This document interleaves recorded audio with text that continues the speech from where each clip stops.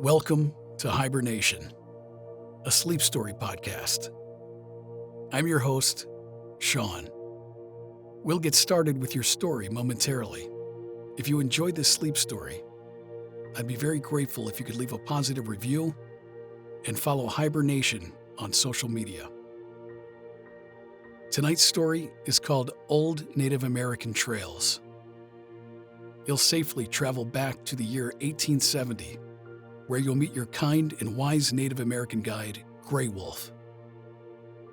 You'll find yourself out on the trail by a river on an early summer evening, under a canopy of stars, and nestled inside a teepee aglow with the warm light of a fire. Your guide invites you to a place beyond the majestic Rockies, to a prairie ranch, where freedom reigns, horses and cattle roam, and the streams are full with fish.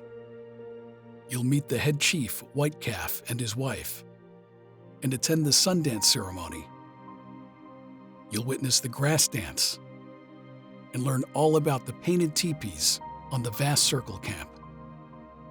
Your journey offers you a path away from the stresses and strains of urban existence, to a world where the simplicity of life with the Blackfoot provides happiness and contentment not found in modern cities.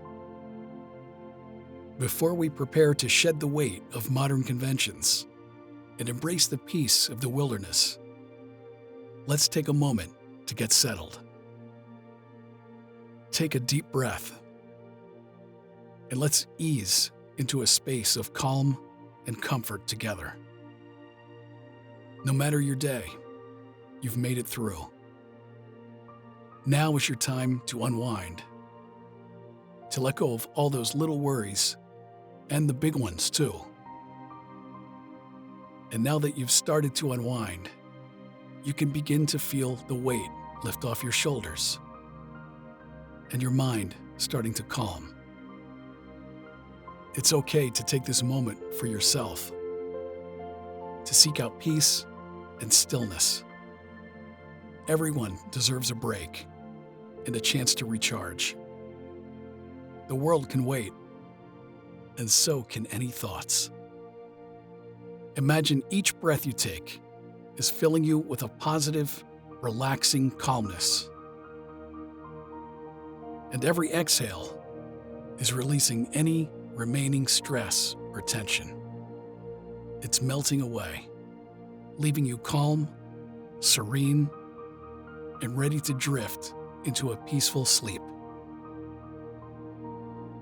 As you settle in even more, getting cozy and comfortable, let's prepare to embark on a journey, a sleep story designed to carry you off softly into dreamland, where the possibilities are as endless as the night sky.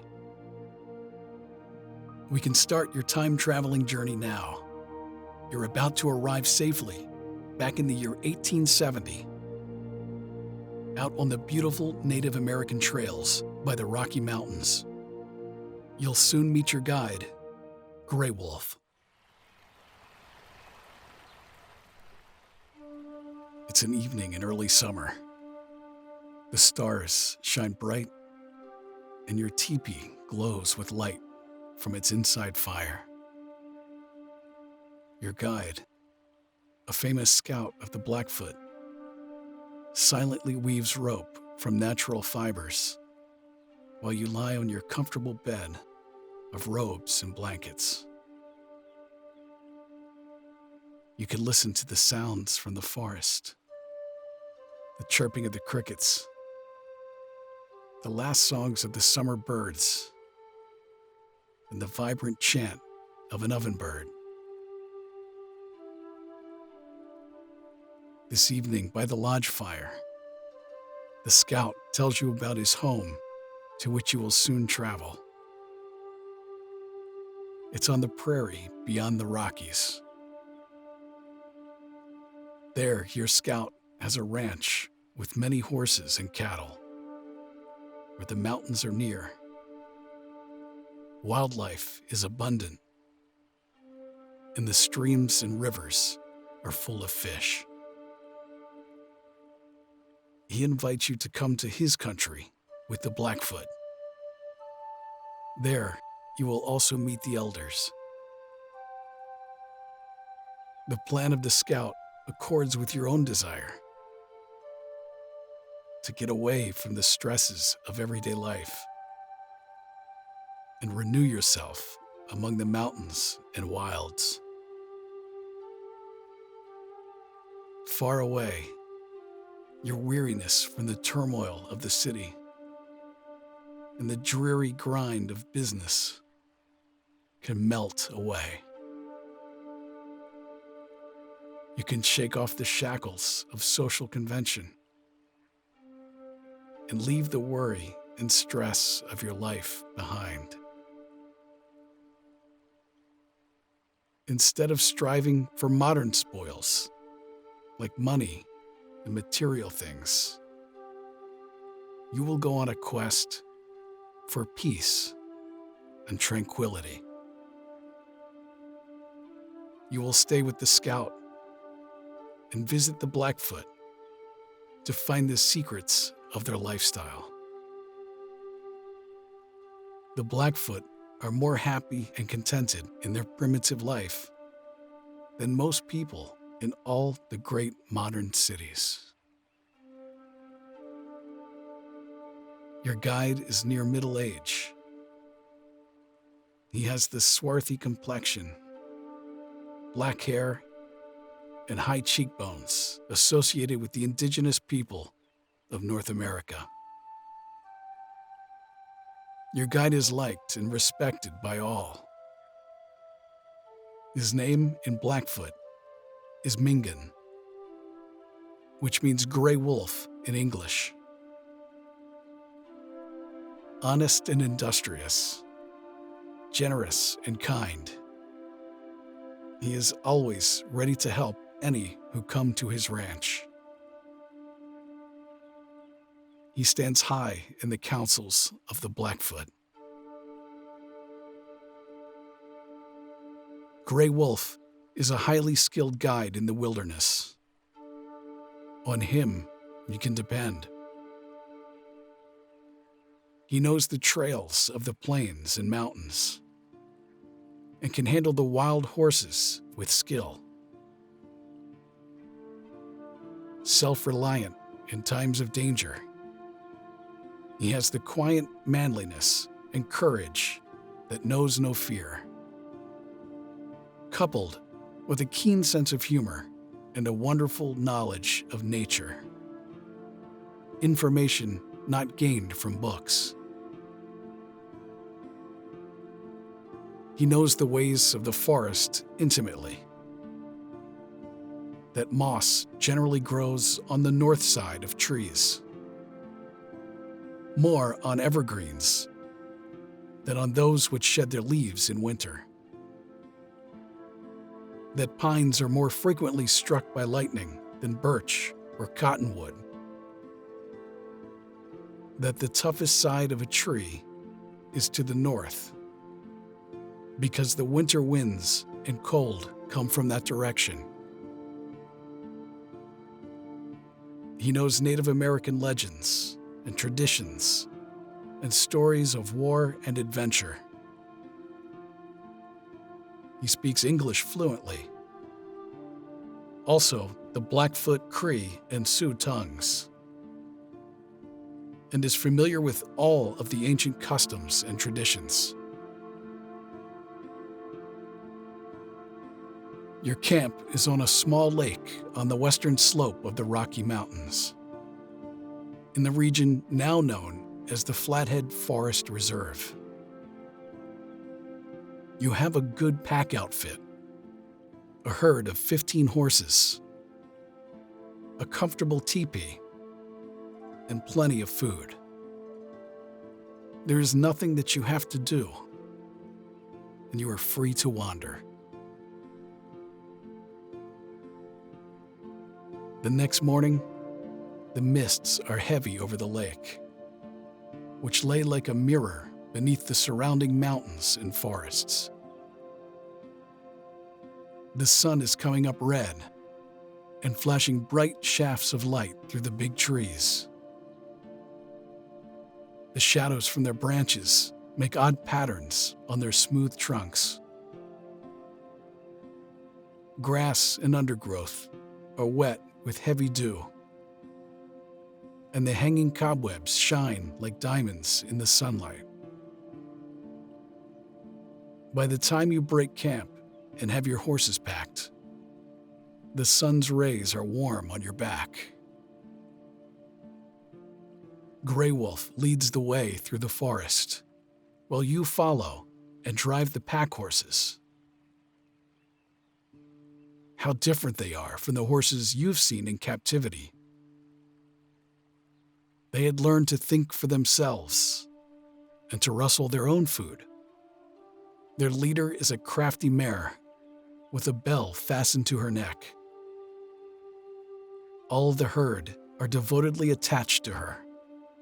She is a good baggage carrier and careful of her pack.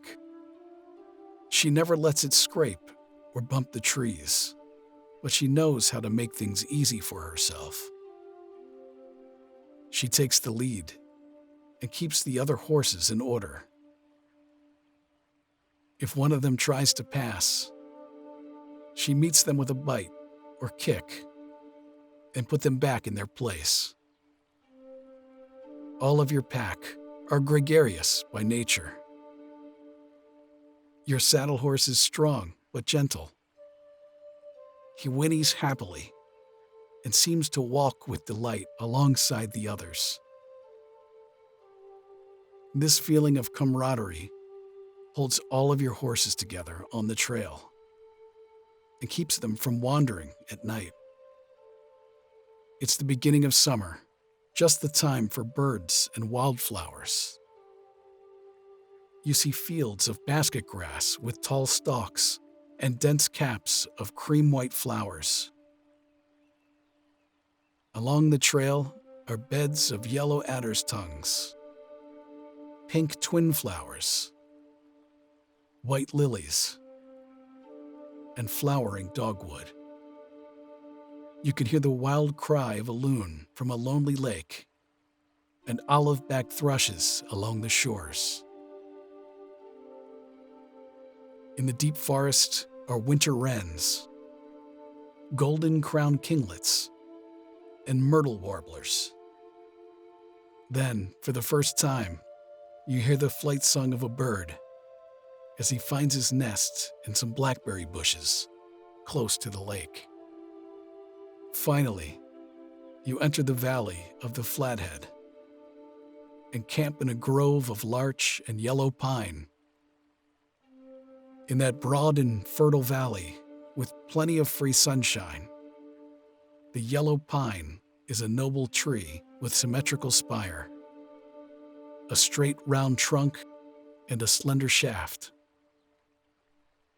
The needles are long and yellow-green, the bark smooth, with deep fissures, and arranged in massive plates. There's plenty of good grass, a godsend to your horses after their long stay in the forest. Again, you sleep outside under the stars, making your bed close to a thicket of fragrant pines and masses of wild horses. It's one of those days that come only with early summer. A crescent moon hangs over the forest. From a bank of clouds, the first star shines. In the cast, beyond an outer range of forest-covered mountains, you see a line of white. That night, you sit by your campfire through the long northern twilight. The scout sits in silence while you dream of mountain trails and Blackfoot camps and bright days ahead. On your last day in the mountains, you and your guide follow a trail down the eastern slope. A well-known Blackfoot route across the Rocky Mountains, famous in legend and war story.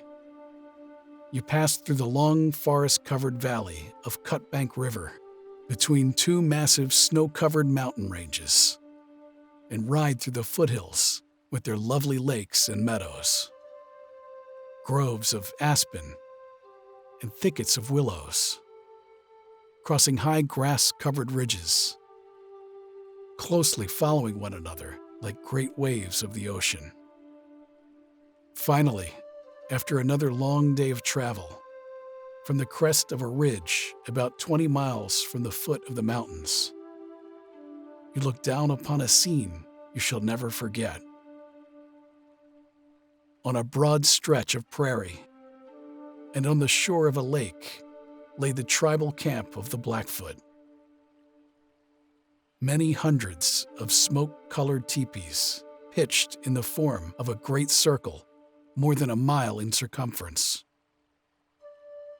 In an open space near the center of the camp was a throng of Blackfoot people taking part in the ceremony of the sun dance.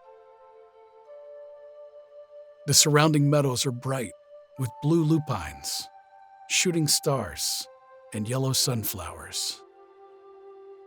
Smoke from the evening fires rise from the teepees. Many horses are feeding contentedly on the hills. As you stand looking down at the great camp, a light breeze carries the distinct shouts of men and women, crying of children, barking of many dogs, neighing of horses, and the rhythmic beating of drums in dances and ceremonial gatherings. On the first night, you sleep on the open prairie with only the sky for a roof. Late in the night, you are awakened by Blackfoot horsemen riding through the camp, singing strange melodies, giving at intervals shrill war whoops, jingling bells keeping time with the slow and measured trot of their horses. Their songs have a lilt and wildness, and are sung with a vigor and enthusiasm that makes you long to record them. Excitement is in the air. Flaring inside fires light up the lodges, casting weird shadows of the inmates on the outside coverings. You hear the booming of drums, shrill cries, and shouts of dancers, laughter and cheers of the crowds. From the center of camp comes a solemn chanting of many voices, accompanied by heavy beating of rattles on the ground. At intervals, the low monotone of men singing in unison, united with the shrill voices of women. Then the mysterious chanting fades away as you fall into a deep sleep. The next day, Grey Wolf takes you to the lodge of the head chief White Calf and his wife. These were the givers of the sun dance ceremony. You were welcomed very warmly, made to feel like family, and you were told that all of your needs will be taken care of for as long as you want to stay. This is the beginning of a great friendship. From there, you were led by Grey Wolf to his ranch on the prairie. It's in the valley of the Cutbank River, near the homes of the chiefs and of the medicine men, Whitegrass and Earrings. Grey Wolf had a cabin built of pine logs from the mountains, with a sod-covered roof and clay-chinked walls, also corrals and low-lying sheds, a garden, and herds of cattle and horses. His wife is named White Antelope, and they have a family of 4 children. Grey Wolf and his family make you feel so welcome and cared for. You have your own comfortable room in the house where you can rest and keep your belongings. You are lighthearted and happy, untrammeled and free. On these broad prairies, there are no worries, nor pessimists, No laws nor creeds. Nothing but a wonderful peace and contentment. Something you have longed for all your life. The west wind blows fresh from the pine forests on the mountains, from the meadows with odors of wildflowers, sweetgrass, and ripe strawberries. Bees hum in the air. Western meadowlarks sing on the prairie. Willow thrushes and white-crowned sparrows in the river valley. A lone horseman enters the ranch. Gray Wolf smiles as he recognizes his friend. It's Elkhorn, the herald. He gallops through the camp, holding aloft a standard staff with eagle feathers along its shaft. He calls in a loud voice that the grass dancers would hold their ceremony and invited everyone to come. He wears a deerskin suit, a beaded breast ornament with many strands, and a blanket draped about his waist. His horse is painted and decorated with clusters of feathers and sleigh bells. And there are coyote tails hanging from his stirrups. You and Gray Wolf and his family are excited to join the festivities. Gray Wolf then tells you about the grass dance as you make your way toward the celebration area. The grass dancers, or hair partners, is an association of young men. They hold their meetings through the winter months and a public ceremony at the time of the sun dance. Anyone who has a suitable dance outfit can take part. They have 4 unmarried women as members who ride around the camp with them all night and help them in their singing. Their drummers open the ceremony by seating themselves where the dances will take place. They beat the drums steadily and in perfect rhythm, the signal for the people to come together. Soon, the dancers begin to assemble. Some wear only loincloths and beaded dance moccasins, and their faces and bodies variously painted. Others wear fine costumes with shirts of soft tan buckskin, which are decorated with color beads and trimmed over the shoulders and legs with black-tipped ermine tails. They have breast ornaments and necklaces of beads, elk teeth, and grizzly bear claws. They carry tomahawks, bows, and arrows, and rattles made of bunches of deer and elk hooves, and wear bonnets of eagle feathers and headdresses made of colored horsehair and porcupine skins, caps of otter and mink skins, which are wound about their head and have the tails hanging down behind. They have skin ankle bands with small bells attached, and strings of sleigh bells strapped about their legs and hanging from their waists. The dancers sit in a circle with the drummers in the center. They all have large cowhide drums of different colors. They use single drumsticks with which they beat with spirit. They sing rhythmically and in perfect unison. In the dance, the drumming is a continuous booming that does not break, growing faster and faster, until ending suddenly with a crash and in a chorus of shrill whoops. The music the hair parters play during their ceremony is hypnotic in nature. Some of the dancers have distinguishing marks, and their movements have meanings which an outsider would not understand. One warrior wears leggings with 8 parallel black lines to show the number of courageous acts performed in battle. Another had a shirt covered with marks, representing picket stakes with short ropes attached to show the number of horses he had captured from enemies, cutting them loose at the risk of his life. Another, who is a noted taker of horses, carries a painted horse carved from wood. Others have long whips, feathered wands, and fringe bags decorated with colored beads and porcupine quills. They have one dance figure in which only warriors took part, those who had escaped after being surrounded in battle. Another dance is for men who had never turned away from a battle, and another in which generous men took part, those who were known to give freely of their possessions.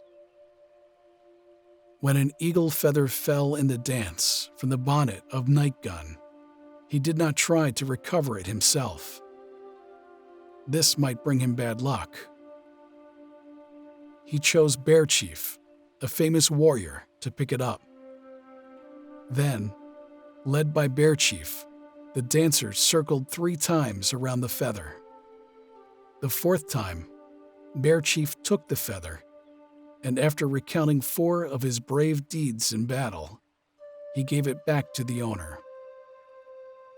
There was then a special dance for those who had been wounded in battle. The leader of the hair parters is Black Weasel. His seat in the dance circle is marked by a wand decorated with eagle feathers and driven into the ground. He wears a war bonnet of selected eagle feathers and a soft tan suit of deerskin trimmed with ermine tails. Across his shoulders and along his arms and legs are broad strips of quill work. Black Weasel opens the dance by moving about the circle, striking the seated warriors with his feathered wand to make them join in, and whipping any who lagged behind. It is also his duty to look out for strangers and to see that women and children had seats. Among the spectators is a small boy with his mother. He wears a fringed buckskin suit and a beaded necklace of many strands. During one of the figures, his father takes him into the dance. At first, he is shy before so many people, but soon forgets himself and dances fearlessly, his moccasined feet keeping time with the rhythmic beating of drums, swaying his small body like the warriors and aiming a stick as a weapon. The grass dance lasts throughout the day and ends after sunset with a feast. During intermissions, they have speeches and stories of brave deeds in war. Mountain Chief stands up and tells how he used to dance in former days. He urged the hair parters to be generous and to give many horses to visitors, especially those who came from a distance. In his hand, he holds a stick, which represents a horse. He crosses the circle and hands the stick to a visiting Sioux Indian. Then from the spectators come shouts of approval, and an aged chief sang, "Good man, to give away your horse so generously." There is a great feast to celebrate the occasion. In the evening, after the feast, a party of warriors entered the lodge to sing a wolf song according to an ancient custom. They stood in a circle, holding a large rawhide between them, upon which they beat with sticks. They sang no words, but gave the wolf howl at intervals. Their wives and sweethearts, who stood near, did not sing, but joined in the wolf howls. In former days, the Blackfoot sang the wolf song before a hunt, in the belief that the spirit of the wolf, the craftiest of all wild animals, would lead and inspire them with his cunning. To express the desire of the singer, the song always ended with the wolf call, because a wolf always howls when it hunts. When their chorus fades away, you go outside to the lodge. It is a glorious night. The sky is clear, and a full moon rises over the prairie. All about you are white teepees with their picturesque clusters of tapering poles. In the west, a brilliant planet is sinking behind the dim outlines of the Rocky Mountains. The camp is throbbing with life. On all sides, you can hear singing and drumming. The Sioux warriors are again making their rounds, singing a traveling song. Then others pass, singing in unison a riding song. The girl sat in front of her lover, wearing his bonnet. His robe of soft tanned elk skin flowed gracefully back as they rode.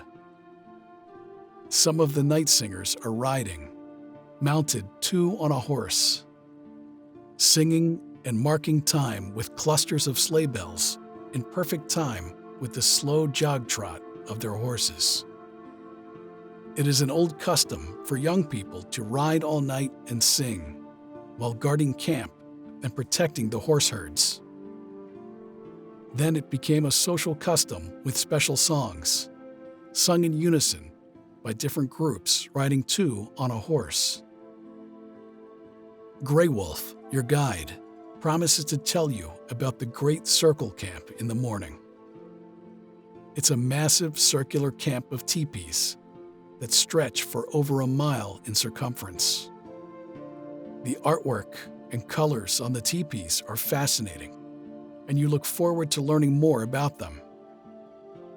For now, you're able to easily drift off into a peaceful slumber. The Circle Camp on the prairies, at the foot of the Rocky Mountains, has a strange and fascinating interest. Night and day, there is generally something going on. Morning is the quietest time, when few people are stirring. Never did the meadows look fresher or lovelier than in the golden sunlight of this beautiful morning. Flowers and grass are hung with sparkling lace and shining gems of dew. On your way to the stream for your morning bath, you wade through masses of golden sunflowers and blue and purple vetches up to your knees. Dim on the eastern horizon, where the sun is rising, are the blue outlines of the Sweetgrass Hills. And in the west, the mighty frontier range of the Rockies, with glistening glaciers and snowfields. In the long grass, you see a prairie hare, a pair of kit foxes, and ground squirrels running about, chirping in the sunlight. Along the shore of the lake are deer, long-billed curlew, and spotted sandpipers. All the birds are singing: robins, yellowthroats, and lovely mountain bluebirds. Horned larks are fluttering and trilling, hovering like butterflies against the deep blue sky. Along the stream are thickets of willows and snowberry bushes in flower. And in marshy places, blue flags, scarlet-painted cups, and blue-eyed grasses. After a plunge in the cool water of the brook, you go back to the lodge and have breakfast, and then sit outside in the sunlight as Gray Wolf tends to the horses. Your heart feels light and happy, and you look forward to your visit to the Circle Camp. In the Circle Camp, you estimate approximately 350 lodges. 30 of them are painted teepees with symbolic decorations. They belong to the head men of the different bands and are pitched in prominent places on the inner circle. The owners are proud of them. The ceremonies that went with them give a social prestige and a good standing in the tribe. You're curious about the painted teepees, about their symbolic decorations, ceremonies, and the legends of their origin. The owners are hesitant at times to tell the stories of the teepees, but you are like family now. The owners believe that the divulging of the secrets weaken their supernatural power. Each painted teepee as a sacred bundle and a separate ceremony. The pictures on the teepee cover and the ceremony that went with them cannot be separated. They came originally through a dream and belong exclusively to the founder, who might transfer them to another, but no one can copy them. They are believed to have protective power for the owners and their families. Both men and women made vows to them in time of danger and in behalf of the sick. If the teepee cover with its decorations wears out, a new one with the same pictures would take its place. But the old one would be sacrificed to the sun, destroyed by spreading upon the surface of a lake and sinking it under the water. You learn about an otter teepee by spending part of the day inside of it, watching the owner in his ceremonies and his care of it. The supernatural power came to the founder in a dream when he visited the home of an otter. The top of this otter teepee is painted black, with a yellow cross at the back for the morning star. Around the center are 4 male and 4 female otters. Above the otters, red bands representing ripples on the surface of the water, which an otter makes while swimming.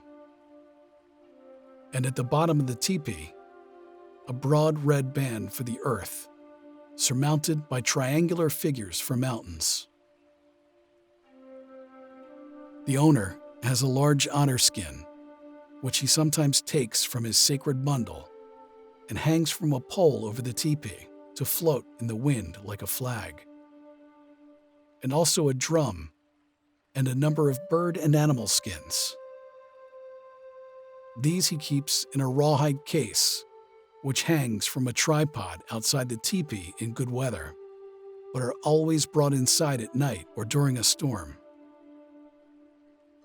For the ceremony, he holds the sacred bundle in the smoke of burning sweetgrass. Then lays it on the grass. When he opens his bundle and takes out the contents, he sings songs in praise. He painted his body yellow to represent the shore of a lake, with red marks for otter trails and tracks in the soft earth. A circle on his forehead stands for the home of the otter, and another on his breast for a hole in the riverbank through which the otter passes.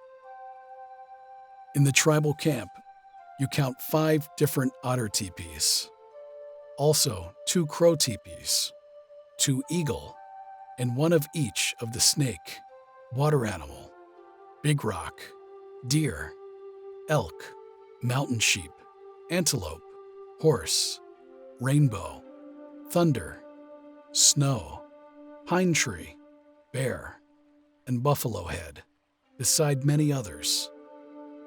The owners of the painted teepees guard them jealously because of their supernatural power and value to the tribe. Since you are considered family, Gray Wolf and the elders give you an otter teepee. You know nothing about painted teepees, their rules and regulations, but you want yours decorated.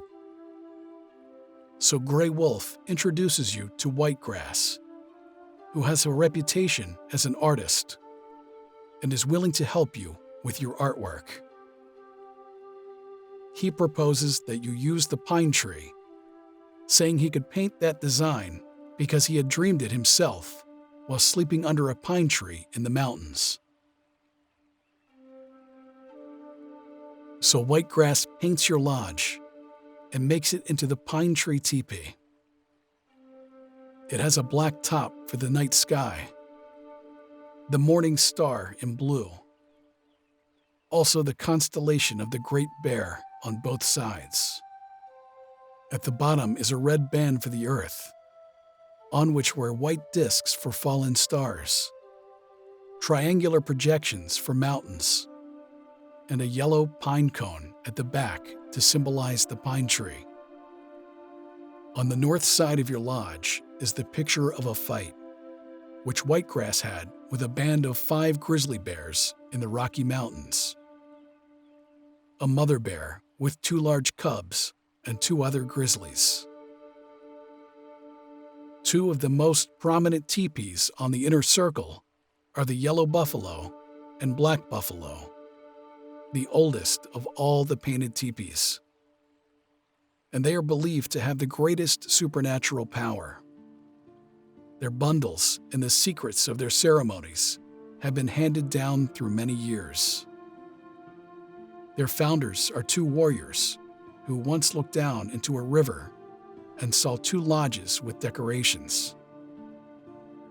Both have black tops, on which there are white discs for stars, and a black band around the bottom with fallen stars. Each have a pair of buffaloes painted about the center, using yellow for one teepee and black for the other, and the skins of buffalo calves for door flaps. Their rituals are associated with power to call the buffalo in time of need or starvation. There are taboos against allowing dogs to come inside. The fire must not die out. The door must not be allowed to stand open, nor should anyone strike the side of the teepee. The founder of the snow teepee was caught on the open plains in a bad winter blizzard. He lay for days under a deep drift and had a dream in which the maker of storms and blizzards gave him the decorations and ceremony. The snow teepee was not often pitched in summer camps. It is a bad weather lodge and is believed to have power to bring storms in cold weather. It has a yellow top, like the color of the sky at sunrise, with a cluster of 7 stars for the constellation of the Great Bear on the north side, the direction blizzards come from. At the back is a red disc for the sun, with a buffalo tail attached. Under the yellow top and at the 4 sides are 4 claws to represent the thunderbird. At the bottom is a yellow band for the earth, with green discs, the ice color. On both sides of the door are horsetails for good luck, and bunches of crow feathers, with small bells attached to tinkle in the wind. Inside, no drumming is allowed. The fire must not go out, nor moccasins be hung. Dogs are not allowed to enter, nor the teepee cover to be raised. The owner of a large snake teepee had his lodge decorated with a black top for the night sky, and the morning star and constellations of stars on both sides.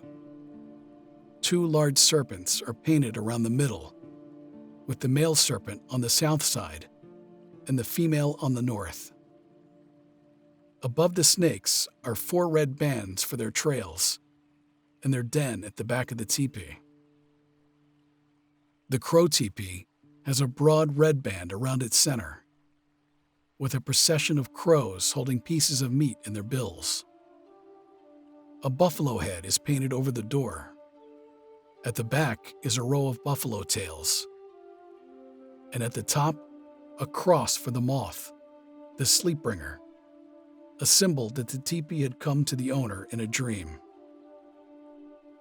In the legend of its origin, the founder slept one night in the Rocky Mountains, where great flocks of crows came to roost. In his dream, the crows gave their supernatural power, which went with the teepee. There is another crow teepee, which has a strip of fringed buckskin around the center part for a trail. A row of crows are walking in a single file towards the front of the lodge, holding pieces of red flannel in their bills for meat. Under the top of this teepee are red and yellow bands to represent the color of clouds at sunrise. The thunder teepee is believed to bring fair weather. Its ceremony gives protection from storms and has power to clear the sky. Near the ground and at the back is painted a large yellow disc. the north half dotted with small blue spots for hail, the south half with yellow spots for rain.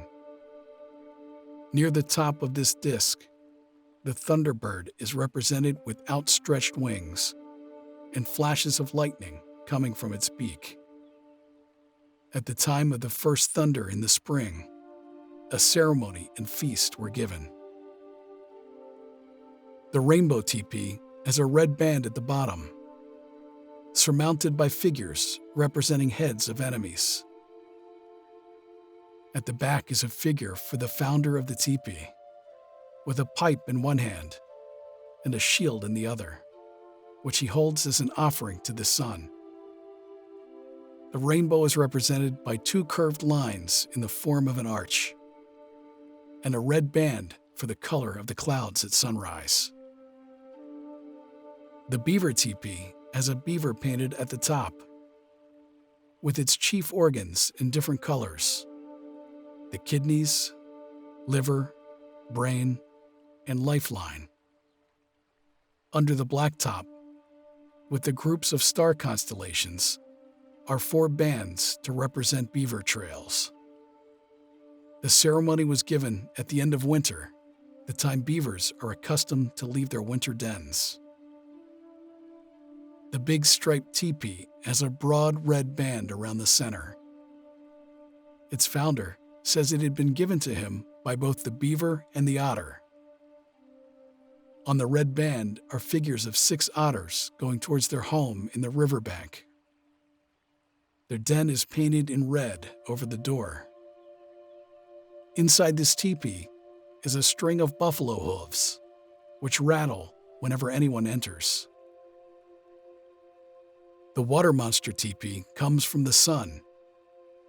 It has 2 serpent-like figures in red and blue around the center, with yellow and green plumes extending from their heads. Figures are painted on the back to represent the crescent moon and the morning star. And on its altar are symbols for the moon, morning star, mistake morning star, sundogs, and the rays of the sun. There are 2 eagle teepees, one for the bald-headed eagle, with a red top and yellow band for the color of the sky and clouds at sunrise. The other has a pair of eagles and a band around the center to represent a river. The deer teepee has figures of a buck deer and a doe, with 2 red bands for deer trails and hoof marks, with mountains at the bottom. The mountain sheep teepee has a procession of rams going from the rear of the lodge towards the door.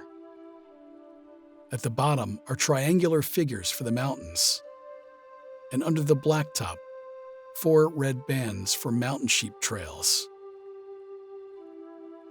There is also an elk teepee, another covered with stars, and a big rock teepee, representing a sacred rock on the prairies. But the most interesting of all these decorated lodges is the war teepee. It's covered with pictures of war and adventure. It belongs to an old chief named Running Rabbit. The men who had been associated with him on raids and hunts were also joint owners. The records represented the deeds of the owners and his nearest friends. Some of the songs they used in the ceremony were their individual war songs. At the back of the war teepee is the figure of a person holding a pipe, which is symbolic of the vision of the founder. On the left side of the door is a circle enclosing 4 figures surrounded by many others, to represent Running Rabbit as leader with 3 companions, standing in a pit and holding back a number of enemies. A series of crossed lines represent picket stakes to which horses are tied, recording the capture of a number of horses. There is one symbol for the number of times Running Rabbit was leader of war expeditions, and another for his being detailed as scout.